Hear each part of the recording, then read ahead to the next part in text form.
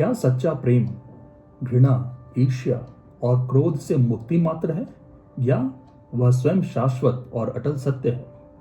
भगवत गीता कहती है, यह सर्वत्रान अभिस्नेह तत्प्राप्य शुभाशुभम। जो शुभ अशुभ में समान रहता है वही सच्चा ज्ञानी है। जानिए प्रेम और प्रेम के मिस इंटरप्रिटेशन से आने वाली डुअलिटी का रहस्य। वीडियोस को पूरा देखें, लाइक, शेयर और सब्सक्राइब भी करें। धन्यवाद। वो एक श्रृंखला में है, उसका पिछला वीडियो आप वीडियो के राइट कॉर्नर पर जो आई का आइकन बना है उसको क्लिक करके इसके पिछले वीडियो में जा सकते हैं। जैसे कि मैं इस आई आइकन पर क्लिक करता हूं तो मुझे इससे लिंक्ड जो इसके ठीक पहले का वीडियो है वो दिखाई देता है और मैं इस वीडियो को सुन सकता हूं। नमस्कार दोस्तों। फिर इस वीडियो से जो लिंक्ड वीडियो है, इसके पहले का वीडियो, वो उसी तरह इस आई आइकन को क्लिक करने से हम देख सकते हैं। तो इस तरह इन वीडियोस को आप एक श्रृंखला में देख सकते हैं। ये वीडियोस एक श्रृंखला में हैं और इन वीडियोस को गहराई से समझने का सबसे बढ़िया तरीका है सारे वीडियोस को शुरू से देखना। अगर आप सारे वीडियोस को शुरू से देखना चाहते हैं तो चैनल के पेज पर जाएं। चैनल का नाम है जिद्दू कृष्णमूर्ति विजडम अद्वैत वेदांत। यहाँ पर क्लिक करें और आप चैनल के पेज पर चले जाएंगे। चैनल के पेज पर आप स्क्रॉल डाउन करें और पहले वीडियो से शुरुआत करें। वीडियोस को पूरा देखें, वीडियोस को पूरी तरह समझने के लिए, और इस यात्रा में सब्सक्राइब, लाइक और शेयर करके सहयोग करें। धन्यवाद। नमस्कार दोस्तों, स्वागत है आप सबका। दोस्तों, पिछले वीडियो में हम बात कर रहे थे भाषा के साथ आने वाली कठिनाई की, और हमने ये भी चर्चा की कि कैसे भाषा वो कम्युनिकेट नहीं कर पाती जो वाकई में वो कम्युनिकेट करना चाह रही है, क्योंकि भाषा जनरेशंस या पीढ़ी दर पीढ़ी बदलती रहती है। लेकिन हम जिस विजडम पर, जिस ज्ञान पर रिलाई करते हैं वो बहुत ही प्राचीन ज्ञान है, और प्राचीन ज्ञान पर निर्भर करना, रिलाई करना हमारी विवशता भी है, क्योंकि शायद प्राचीन समय ही वो समय था जब लोग अंतर्मुखी थे, अंदर की तरफ देखते थे और स्वयं से ब्रह्म की यात्रा की बात करते थे। लेकिन जो आधुनिक समय है, जो अगर मैं कहूँ तो वो समय जब पाश्चात्य सभ्यता ने पूरी तरह पूरी वर्ल्ड सिविलाइजेशन को, पूरी विश्व की सभ्यता को अपने शिकंजे में ले लिया, तब से हम देखें तो जो भौतिकता है, जो मटेरियल है, जो सुख संसाधन है, मटेरियल लिविंग, वही सब कुछ बन गई। और ये जो स्वयं की यात्रा थी और स्वयं के जरिए जो ब्रह्म अनुभूति थी, जो ब्रह्म जिज्ञासा थी, वो सब पीछे रह गई और वो उसी रूप में जीवित रही। जो ब्रह्म जिज्ञासा थी उसी हद तक जीवित रही जिस हद तक वो हमारे सुखों को, हमारे अलग अलग वस्तुओं की चाह को, हमारी भौतिकता को तृप्त कर सके, सेटिस्फाई कर सके। हम शायद अगर हम ईमानदारी से विश्लेषण करें तो हमें भगवान से उतना ही चाहिए कि हमारा जीवन सही से चले, हमारे बच्चे सही से रहें, हमारा अच्छा हो। हम भगवान से बस इतना ही चाहते हैं। लेकिन हमने देखा कि सत्य है क्या? सत्य तो इससे बहुत विस्तृत चीज है। सत्य के लिए तो मोह, माया, बंधन, इन सब को प्रत्यक्षता में देखना होगा, जैसे वो है वैसे देखना होगा। और फिर मन में ये भाव आता है कि भाई ये तो मुझे छोड़ना पड़ेगा, तो फिर स्वाभाविक भय का आभास होता है और फिर हम दूरी बना लेते हैं कि नहीं, भगवान से मुझे बस इतना ही वास्ता रखना है। तो दोस्तों, मेरा ये मानना है कि प्राचीन समय ऐसा नहीं था। प्राचीन समय में ये बात बहुत ही ज़्यादा लोगों को और बहुत ही आम थी कि जो सृष्टि है और जो हमारे कर्म हैं, दैनिक कर्म, वो माया है और ब्रह्म ही एकमात्र सत्य है, वो कंप्लीट है। और उसी सत्य का एक्शन सब कुछ है, उसी ब्रह्म का एक्शन ये सृष्टि है, उसी ब्रह्म का कर्म हम हैं। और ये बात शायद बहुत ही स्पष्ट थी, लेकिन जब इन बातों को कम्युनिकेट किया गया तो शायद मैं ब्रह्म हूं, मैं ईश्वर हूं, इस तरह की अगर कोई व्यक्ति व्यक्त करना चाह रहा है इन चीजों को, शायद वो अंत में कहीं लिख दे कि अहम ब्रह्मास्मि, मैं ही ब्रह्म हूं, शिवो हम, मैं ही शिव हूं। लेकिन अगर हम इन चीजों को पूरी तरह खोल कर नहीं देखें तो हमको ये चीज बहुत ही इगोइस्टिक लगेगी, बहुत ही अहंकारी लगेगी कि भाई मैं खुद को ही ब्रह्म बोल रहा हूं, मैं खुद को ही शिव बोल रहा हूं। तो यहां भी वो विरोधाभास है। एकमात्र शायद सनातन संस्कृति, हिंदू सभ्यता, मैं जब हिंदू सभ्यता कहता हूं तो मेरा मतलब भारतीय से है दोस्तों, और मैं हर उस सभ्यता को हिंदू मानता हूं, या क्योंकि हिंदू का मतलब उस भूभाग से है जो हिमालय से इंडियन ओशन, हिंद महासागर तक है। तो जो भी विचार, जो भी दर्शन इस भूमि से विकसित हुए, मैं उसकी बात कह रहा हूं। और जब मैं हिंदू कहता हूं तो मेरा मतलब उस हिंदू संस्कृति या हिंदू धर्म से नहीं है जो आज प्रचलित है, जिसको अगर देखा जाए एज इट इज तो लगता है कि कहीं ना कहीं बहुत डिवीजन दिखता है कि एक हिंदू है, दूसरा बौद्ध है, तीसरा जैन है, फिर सिख है। लेकिन मैं जिन दर्शनों की को रेफरेंस में लेता हूं उसमें ये सब आ जाते हैं। जो भी विचारधारा, जो भी दर्शन भारत माता से सृजित हुए, उन सब को मैं एक हिंदू शब्द से संबोधित कर रहा हूं। तो इसमें मतलब किसी हिंदू धर्म से नहीं है जो एज इट इज आज समझा जाता है। मेरा मतलब हर उस संस्कृति से है, बेसिकली हमारे देश के सांस्कृतिक धरोहर से है। तो मैं कह ये रहा था कि जो भी विचारधारा इस भूमि से, भारत माता की भूमि से सृजित हुए, उस विचारधारा में, हर उस विचारधारा में ईगो की बात है, अहम की बात है कि कैसे अहम डिस्क्रिमिनेट करता है, कैसे अहम भेद लाता है, और अहम की वजह से ब्रह्म और बाकी प्रकृति अलग हो जाती है हमारे अनुभव में, हम और ब्रह्म अलग हो जाते हैं हमारे अनुभव में। तो जब वो लगभग वो सारे संस्कृति, सारे दर्शन जो भारत माता की भूमि से निकले हैं, वो सब अहम की बात करते हैं, तो वही ये क्यों कहेंगे कि अहम ब्रह्मास्मि, अहम ब्रह्मास्मि वो कहते हैं, ऐसा नहीं कि नहीं कहते, लेकिन उनके कहने का ये मतलब कैसे हो सकता है कि मैं ही ब्रह्म हूं? वो ईगो का नोशन तो नहीं हो सकता, वो अहम का नोशन तो नहीं हो सकता, जब वही दर्शन आपको ये कह रहे हैं कि अहम ही सबसे बड़ी बाधा है और अहम ही सबसे बड़ा छलावा है।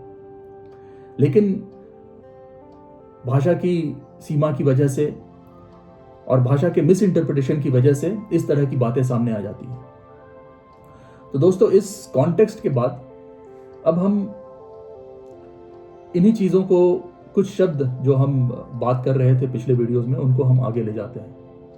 हम बात करते हैं प्रेम की, करुणा की। तो क्या हम ये कह सकते हैं कि प्रेम या करुणा, क्या हम उसे ऐसे रखें, क्या हम प्रेम की बात बिना घृणा, बिना जेलसी, बिना जलन, बिना नफरत के कर सकते हैं? क्या प्रेम घृणा, जेलसी, नफरत का अपोजिट है, का विपरीत है? अगर हम मान लें कि घृणा, जेलसी और नफरत जैसी कुछ है ही नहीं, तो क्या प्रेम बचता है?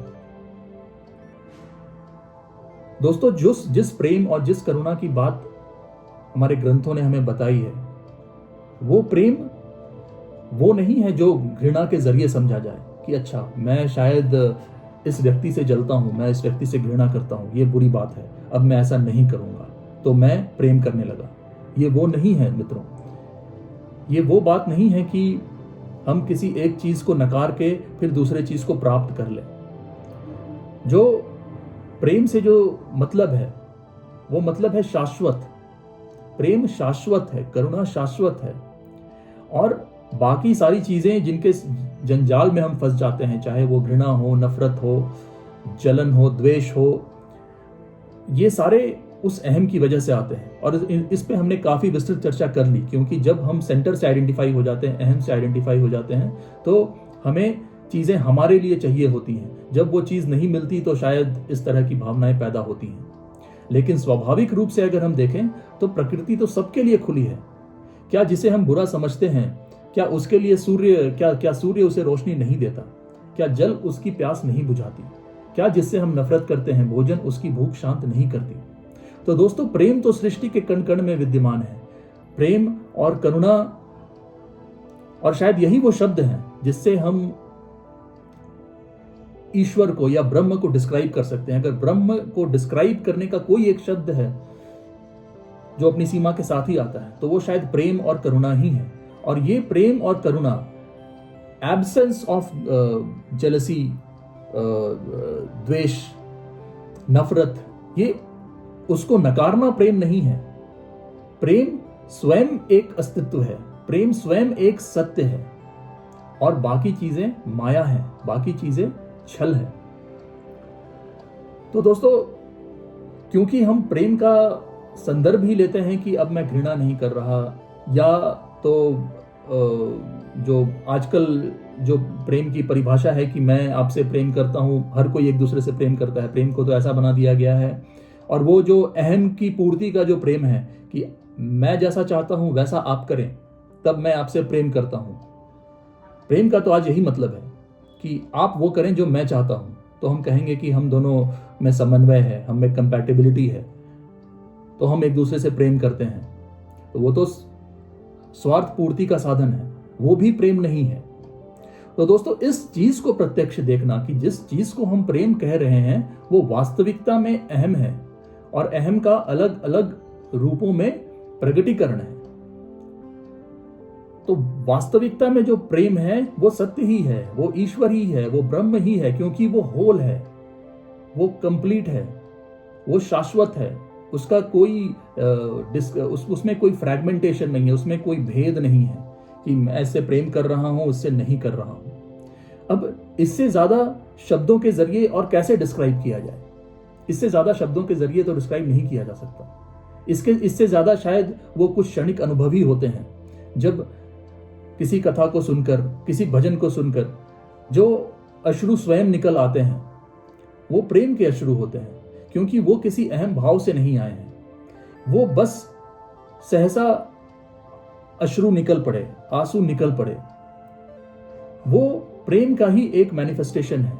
लेकिन अगर आप उन क्षणों को अनुभव आपने कभी किया है जब सहसा स्वयं ही अश्रु निकल पड़े, बिना किसी रीजन के, बिना किसी दुख के, बिना किसी सुख के, शायद कोई एक इवेंट जब सहसा ही आंसू निकल पड़े, तो शायद वही कम से कम जो हमारा अनुभव है, वही एक अनुभव शायद प्रेम का अनुभव कह सकते हैं, क्योंकि उसका कोई उसमें कोई मोह, उसमें कोई अहम नहीं था। तो दोस्तों, इससे ज्यादा शायद हिंदी में डिस्क्राइब करना मेरे बस का नहीं। तो हमारे शास्त्रों में कैसे इस नोशन को लाया गया है हमारे ग्रंथों में, उसकी बात करते हैं। तो श्रीमद् भगवद गीता का अध्याय 2 में ये श्लोक है, यत्र सर्वत्रान अभि स्नेह तत्प्राप्य शुभाशुभम ना भिन्दति न द्वेष्टि तस्य प्रज्ञा प्रतिष्ठिता। जो व्यक्ति हर परिस्थिति में समभाव रखता है, न किसी चीज से आसक्त होता है, न शुभ या अशुभ को लेकर हर्ष या द्वेष रखता है, वही सच्ची बुद्धिमत्ता या स्थिर प्रज्ञा प्राप्त करता है। तो यहां हम क्या देख रहे हैं कि ये जो स्थिर प्रज्ञा है या ये जो समभाव है, यहां पे प्रेम का डिस्क्रिप्शन इस समभाव में है। इसमें यह नहीं कहा जा रहा कि वो व्यक्ति किसी के लिए आसक्त है, किसी चीज का मोही है। वह समभाव है, वो न किसी से आसक्त हो रहा है, और अगर किसी से वो आसक्त नहीं हो रहा है तो द्वेष का तो प्रश्न ही नहीं है। द्वेष तो तभी आता है जब हम किसी भी चीज से आसक्त हो गए और वो हमें ना मिला, दूसरे को मिल गया, तो द्वेष आ गया। तो अगर आसक्त ही नहीं हुए तो द्वेष कहां है? और वही बात हम प्रेम के संदर्भ में भी कह रहे थे। तो प्रेम ही संभाव है। सच्चा प्रेम किसी द्वंद्व, किसी डुअलिटी, ईर्ष्या, घृणा पर आधारित नहीं होता। यह मन की अवधारणाओं से परे है। अब हम मांडुक्य उपनिषद की बात करें, पराच कामानुयंती बालास्ते मृत्युयन्ति विता तृष्णा अथ धीराः अमृतत्वं विदित्वा धन्यास्ते सर्वं विदन्ति बुद्धया।